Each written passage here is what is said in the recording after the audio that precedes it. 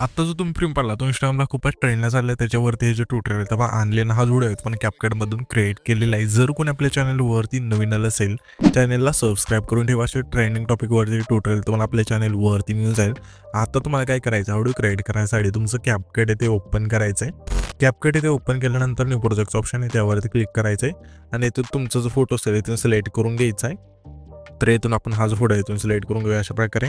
त्याच्यानंतर इथून ॲड करूया.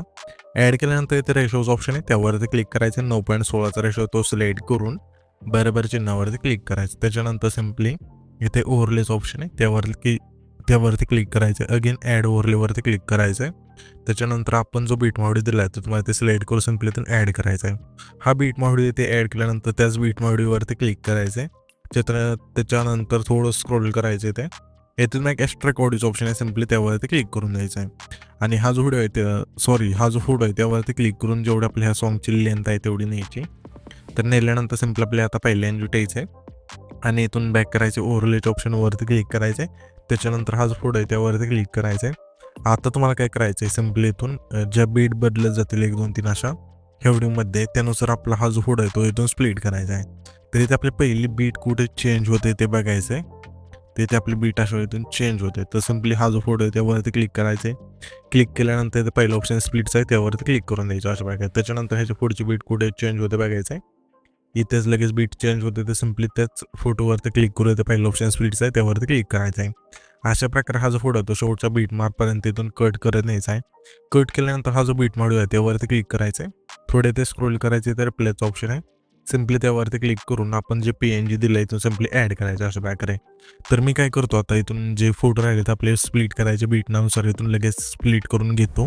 तर इथे तुम्ही पाहू शकाल की सर्व फोटो आपण बीटनुसार इथं स्प्लिट करून घेतलेले आहे. त्याच्यानंतर हे जे व्हाईट कलरचं ट्रान्झॅक्शन आहे त्यावरती क्लिक करायचं आहे. क्लिक केल्यानंतर तुम्हाला ट्रेनिंगच्या ऑप्शनमध्ये द्यायचं आहे. यामध्ये तुम्हाला एक इफेक्ट मिळून जाईल पुल आउटचा तो सिलेक्ट करायचा. सिलेक्ट केल्यानंतर ह्याची जी खालची लेंथ संपूर्ण मायनस करायची. मायनस केल्यानंतर तुम्हाला अप्लाय टू ऑल्स ऑप्शन आहे त्यावरती क्लिक करून बरोबर चिन्हावरती क्लिक करायचं आहे. त्याच्यानंतर हा जो आपला पहिला फोटो आहे तिथे त्या फोटोवरती क्लिक करायचं आहे. खाली 3 नंबरला ते ॲनिमेशन्स ऑप्शन आहे त्यावरती क्लिक करायचं आहे. येथे तुम्हाला आता इंच ऑप्शनमध्ये यामध्ये तुम्हाला क्रॉस ओपन हा जो फिट आहे तुम्ही सिम्पली तो सिलेक्ट करायचा आहे. त्याच्या पुढच्या फोटोत आपल्याला सिम्पली इनमधलाच क्यूब ओपनचा जो फिट आहे तो सिलेक्ट करायचा आहे. पुन्हा त्याच्या पुढच्या फोटोला आपल्याला आहे ना इनमधलाच क्लिक ओपनचा जो फिट आहे तो सिलेक्ट करायचा. पुन्हा त्याच्या पुढच्या फोटोला आपल्याला आहे ना आईस क्यूब हा जो फिट आहे तो सिलेक्ट करायचा आहे. पुन्हा त्याच्या पुढच्या फोटोला आपल्याला आहे ना इनमधलाच रोटेड ओपनिंग हा जो फिट आहे तो सिलेक्ट करायचा आहे. पुन्हा त्याच्या पुढच्या फोटोला आपल्याला आहे ना इनमधला स्प्लिट स्लाइड हा जो फिट आहे तो सिलेक्ट करायचा आहे. त्याच्यानंतर त्याच्या पुढच्या फोटो आपल्या इनमधलाच झूम फ्लिप हा जो फिट आहे तो सिलेक्ट करून बरोबर चिन्हावरती क्लिक करायचा आहे. त्याच्यानंतर त्याच्या पुढचा जो फोटो आहे त्या फोटो आपल्याला आहे ना कांबोमधला आपल्याला स्ट्रेच अँड डिस्टोचा जो फिट आहे तो सिलेक्ट करायचा आहे.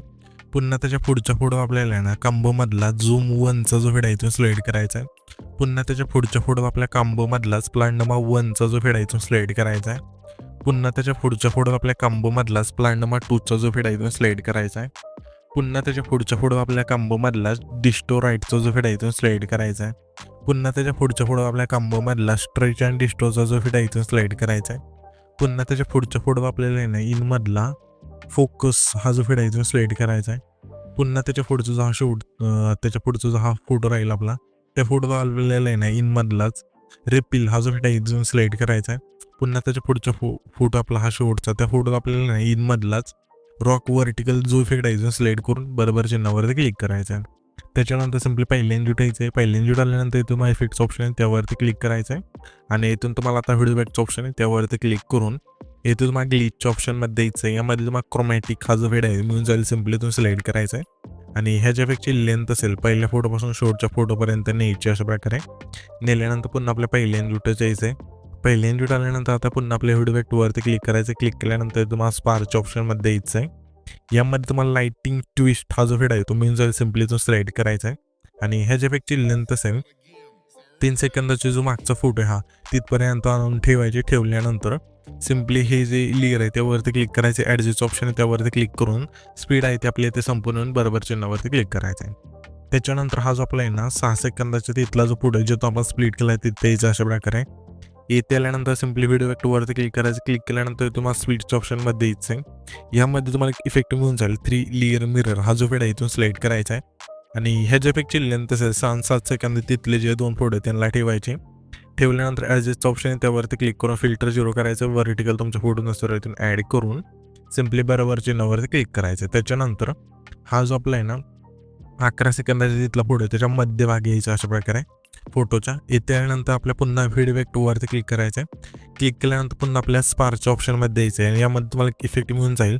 स्पार्क 2चा हा जो व्हिडिओ आहे इथून सिलेक्ट करायचा आहे आणि इथून ह्याच्या इफेक्टची लेंथ आहे 11 सेकंदापासून आपल्याला शेवटच्या फोटोपर्यंत न्यायची संपूर्ण. नेल्यानंतर हा जो व्हिडिओ आहे तिथे आपला क्रिएट होऊन जाईल. तर हा जो आपण व्हिडिओ क्रिएट केला आहे तो सेव्ह करण्यासाठी हा जो वरती एक्सपोर्टचा ऑप्शन आहे त्यावरती क्लिक करायचा आहे आणि इथून तुमचा व्हिडिओ आहे तिथून एक्सपोर्ट होऊन जाईल.